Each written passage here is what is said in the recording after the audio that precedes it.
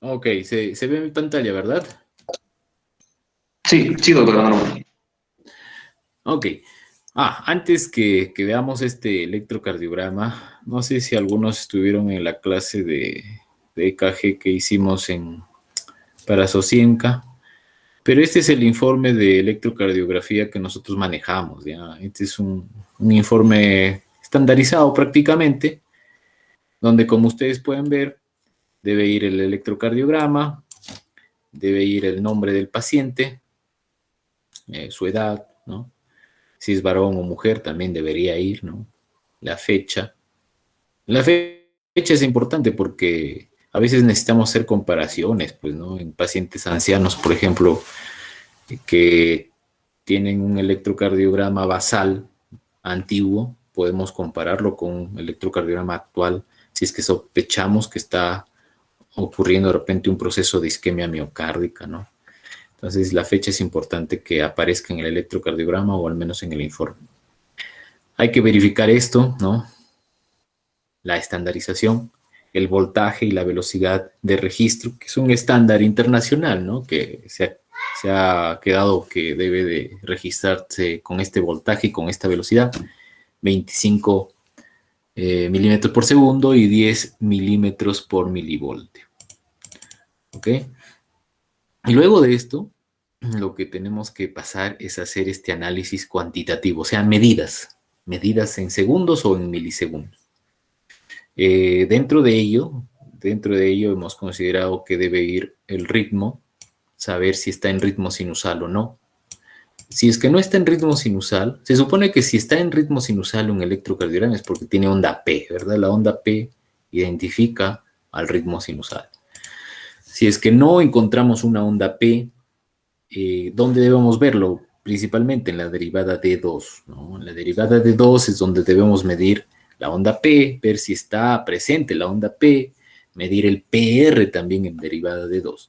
Pero si en D2 no la encontramos, tenemos que buscar otra derivada que puede ser D1, D3, VF o incluso las precordiales.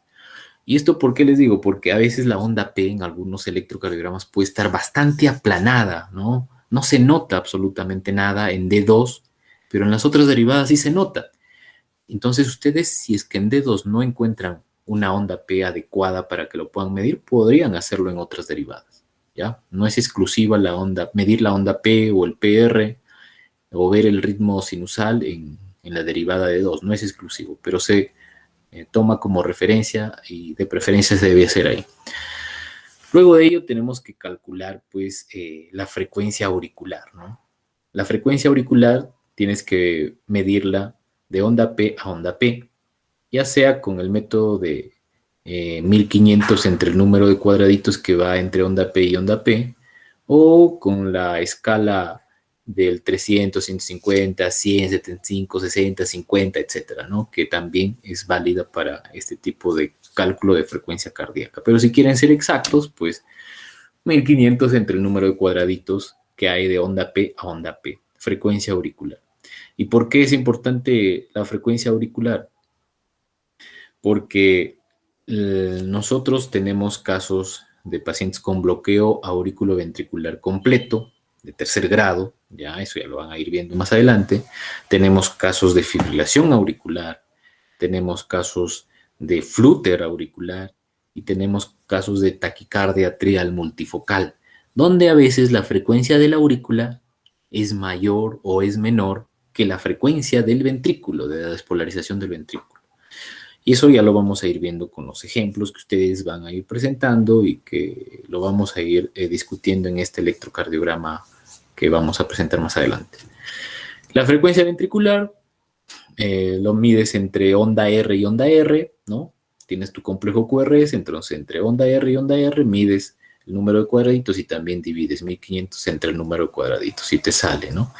De hecho, que a veces les va a salir, pues, por ejemplo, 70.5 o de frecuencia auricular y 70.6 de frecuencia ventricular. Lo que tienen que consignar son valores naturales, ¿no? O sea, números reales, no necesitamos los decimales, ¿ya? Porque a un paciente no le vamos a decir, señor, usted tiene 70.5 latidos por minuto. No, tenemos que decirle que tiene 70 latidos por minuto. ¿Ok? Entonces, la división que hagan la consignan solamente como números sin decimales. Medimos también la onda P. Hay que saber el valor para cada uno de estos aspectos que vamos a analizar. Tenemos que saber cuánto mide la onda P. Esto es el estándar que en la mayoría de textos figura, ¿no? Que debe de ser pues máximo 2,5 cuadraditos hacia arriba, ¿no? En voltaje, o 2,5 cuadraditos en horizontal, en distancia, ¿no? O en duración, ¿ok? Entonces eso también tenemos que tenerlo en cuenta. Porque si tenemos una onda P que tiene más voltaje, o sea, más de 2,5 cuadraditos, podría ser una onda P pulmonale, ¿no? Que lo vamos a mirar también en el electro, por si acaso vamos a dibujar una onda P. Y si esta onda P es más de 0,10 segundos, o sea, más de 2,5 cuadraditos de duración en el eje de las X, en horizontal, podríamos estar ante una onda P mitral, ¿no? Por crecimiento auricular izquierdo. Entonces, en voltaje hacia arriba, aurícula derecha, crecimiento de aurícula derecha, y en duración, crecimiento de aurícula izquierda. El intervalo PR, ¿dónde lo vamos a medir? En D2 también, ¿no? Ese es el valor normal que nosotros debemos consignar. Menor de 0,12 se llama preexcitación ventricular. Mayor de 0,20 estaríamos ante un bloqueo auriculoventricular de primero o de segundo grado. ¿Ok? El complejo QRS. El complejo QRS debe ser menor de 0,12 segundos, ya, o sea, menor de 3 cuadraditos. Cuando ya es mayor de 0,12, o sea, mayor o igual de 0,12, cuando ya es mayor o igual de 0,12, significa que es un QRS ancho y estamos ante un bloqueo completo de rama, derecha o izquierda. Derecha o izquierda. Y si también vemos un complejo QRS ancho mayor de 0,12, podríamos estar ante una extrasístole ventricular. ¿Ok? Muy bien, ¿dónde medimos el complejo QRS? En la interfase. La interfase es la isoeléctrica de las precordiales. Eso lo vamos a ver en un momento. Medimos también el intervalo QT del inicio del QRS al final de la onda T. Medimos el QT corregido. Estos son los valores normales para varones y para mujeres. ¿Ok? Pero el QT tiene que ser mayor de 0,35, porque si es menor de 0,35 segundos, el QT corregido, estaríamos ante un síndrome de QT corto. ¿Ok? Calculamos el eje de la onda P, el eje de la onda T. El valor generalmente es el mismo valor del QRS, se debe de mantener en este valor. Y también calculamos el eje del QRS, ¿no? Que es de menos 30 más 110.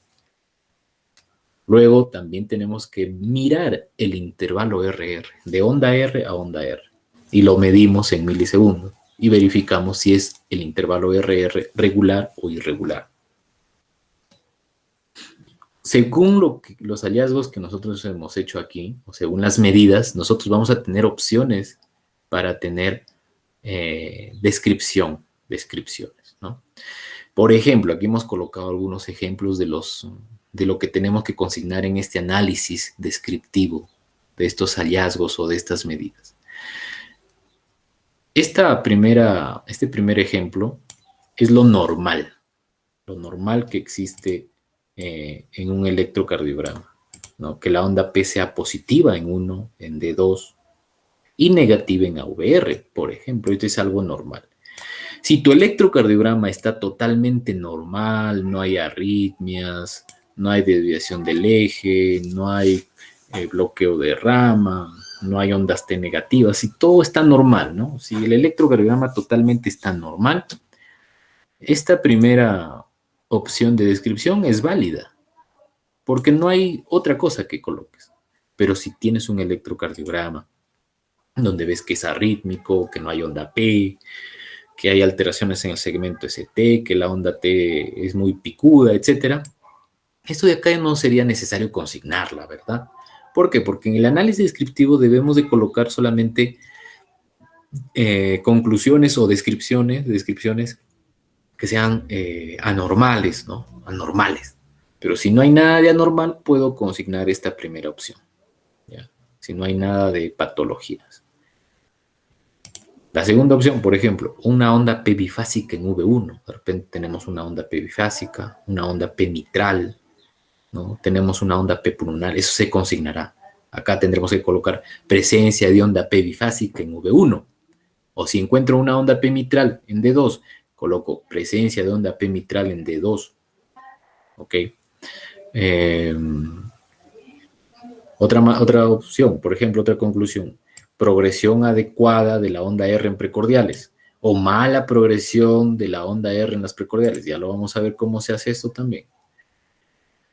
Ondas Q u ondas QS en tales derivadas, por ejemplo, si encuentran ondas Q. Si encuentran un QRS ancho, tendrán que colocar presencia de Q, complejo QRS ancho en tal derivada, ¿no? Si el segmento ST está alterado, hay que describirlo y en qué derivadas está con esta alteración del segmento ST. El segmento ST puede estar elevado o con infradesnivel. Con supradesnivel, que es elevado entre comillas, entre paréntesis, perdón, o con infradesnivel, que está hacia abajo. Ya vamos a ir viendo. Pero cuando el segmento ST está elevado, sí se debe de agregar este término, cóncavo o convexo. Que no les parezca nada difícil, que con el ejemplo o con los ejemplos vamos a ir viendo, ¿ya? ¿Qué más?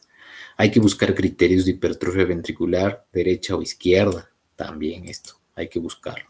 Esto de acá, no está en este análisis cuantitativo.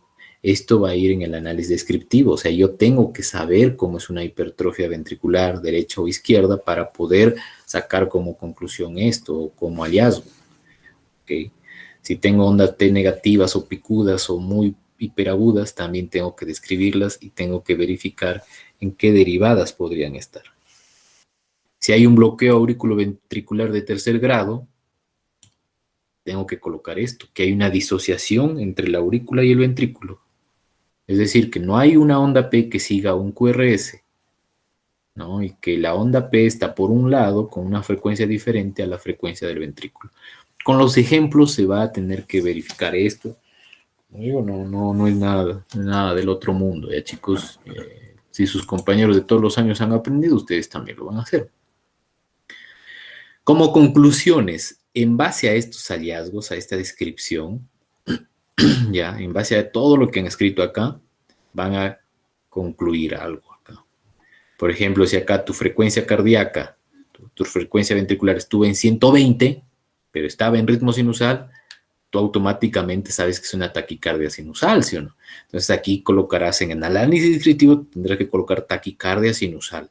Y en la conclusión puedes colocar lo mismo, taquicardia sinusal. ¿Ok? Pero supongamos que tienes una onda P mitral en D2. ¿Ok? ¿Cuál sería tu conclusión? La onda P mitral, ¿qué quiere decir? Que es un crecimiento auricular izquierdo, ¿verdad? La onda P pulmonar es un crecimiento auricular derecho. No es exclusivamente seguro, pero te hace sospechar de eso. Entonces, si tienes una onda P mitral, en tu hallazgo, tú ves que es una onda P mitral, en tu conclusión tendrás que colocar considerar crecimiento auricular izquierdo. O si quieres, colocas de frente crecimiento auricular izquierdo. ¿Ok? Otro ejemplo.